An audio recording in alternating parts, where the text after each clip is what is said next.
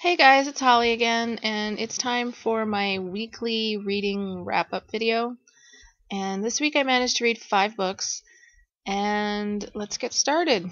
Okay, so the first book I read was The Statistical Probability of Love at First Sight by Jennifer E. Smith. And this book is about a girl who ends up missing a flight to London where her father is getting married. And she gets pushed back onto the next flight. She meets this boy who's also from London named Oliver, and they end up sitting together on the plane. And the whole book takes place in like a 24-hour period. And I don't know if it's just that I had such huge expectations for this book, but I ended up being a little bit disappointed with it. The lead female character, Hadley, she was a bit of a brat for about the first half of the book, and she kind of sort of redeemed herself towards the end. She just sort of rubbed me the wrong way. And Oliver was a perfectly nice, sweet character, and it was a very quick read, and I did enjoy it for the most part. I just ended up being a little disappointed with it. So I gave it 3 stars on Goodreads. Now, the next book I read, I actually won through Library Things, and I actually won it a while ago, and I forgot about it. And by the time I remembered, the code that the author had sent me for Smashwords had expired, so I actually had to email her and ask for another code. And she was very, very generous and gracious to me about it, and she sent me another one. And I got it on my Kindle, and it is Taken by Zia Marie, and this is a dystopian. And it starts off with this boy named Jackson, who is taking his younger sister, Aubrey, to a fair a couple of towns over, and they end up getting lost, and they stumble upon this town that seems completely deserted, and they pull over to this gas station, and as they're walking away from the gas station, which is also deserted, they see this man, or this boy, standing next to their car, and he has a gun, and he comes up to them, and he says, "We have to get out of here, they're coming." And that's all I'm going to tell you about this book, because you need to experience it yourself if you haven't read it. This is, hands down, the best dystopian book I have ever read. No lie. It is unbelievable. When I first put this on my Kindle, my intention was to sit down and read the first chapter so I could get an idea of what was going on in the book, and literally 2 hours later, I had not moved. It's that good. I could not stop reading it. It was just the author succeeds on every level. The characters are believable and well developed. The world building is phenomenal. The storyline is interesting. It left you wanting more at the end of the book. I couldn't wait to get my hands on the second book, which of course has not been released yet, but it's called Lost, and I can't wait.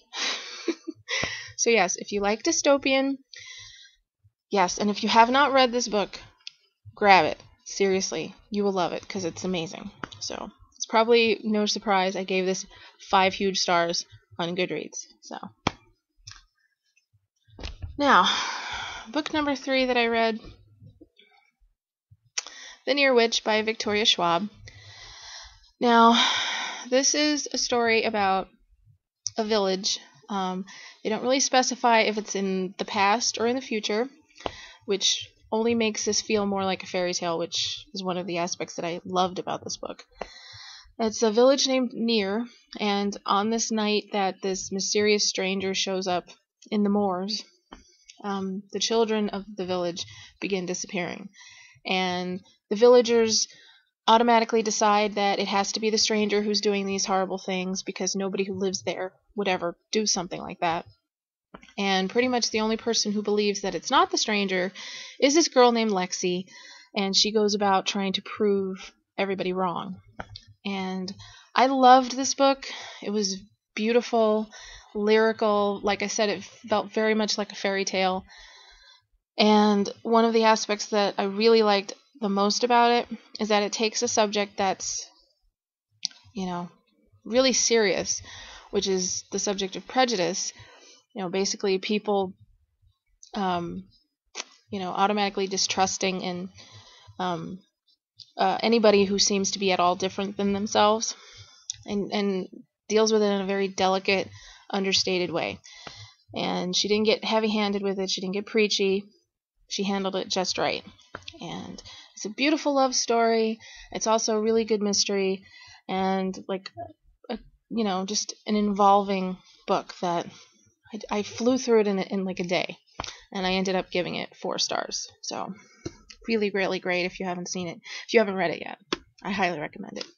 Okay, so next up was an ARC that I got through NetGalley, and the book comes out in June of 2012, and it is called Lies Beneath by Anne Greenwood Brown. I did a review of this book already, but this is the cover without the title on it. You cannot hardly see it. Oh. So this family of mermaids, merpeople, spends their entire life being obsessed with tracking this man and his family down to exact revenge. And when they finally find him, they decide that the boy should try and get close to the family, get close to one of the daughters, and sort of bring about the destruction of this family. This is one of my favorite books that I've read in a very long time. I've already put it in my best of 2012 folder on Goodreads. I've never read a book about mermaids before, didn't know what to expect. This book completely blew my mind, and it's another book that I gave 5 stars to. Okay, so the last book that I read this week was one that I mentioned in my last weekly read video. The author actually contacted me through my blog and asked me if I would be interested in reading her book, and I was very excited because it was the first time anybody asked me to. It's called A Will to Murder by Hilary Thompson, and this is an adult book, and it's a mystery, and when I first started it, I thought it was actually set in like the 30s or 40s or something, because it had that kind of feel to it, but it was actually set in present day, and it's this mystery that is about a wealthy man, older man, who ends up dying, and his family congregates at his house for the reading of his will, and all of these like bizarre things happen, and it's just like completely chaotic.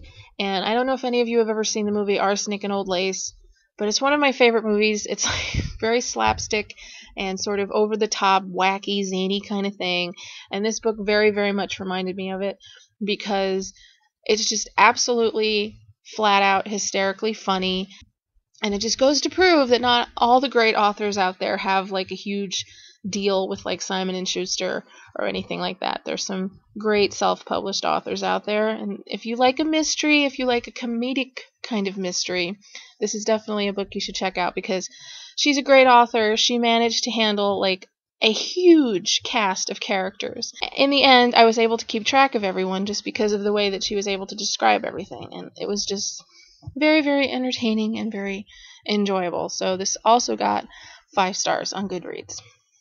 Oh, one more thing I wanted to mention before I go. I won another book off of Library Things, and I got it in the mail the other day, and I could not believe the size of this puppy. Take a look at this, people. Yeah, it's called Aralyn. I believe that's how you say it. This thing is enormous. It's like a dictionary.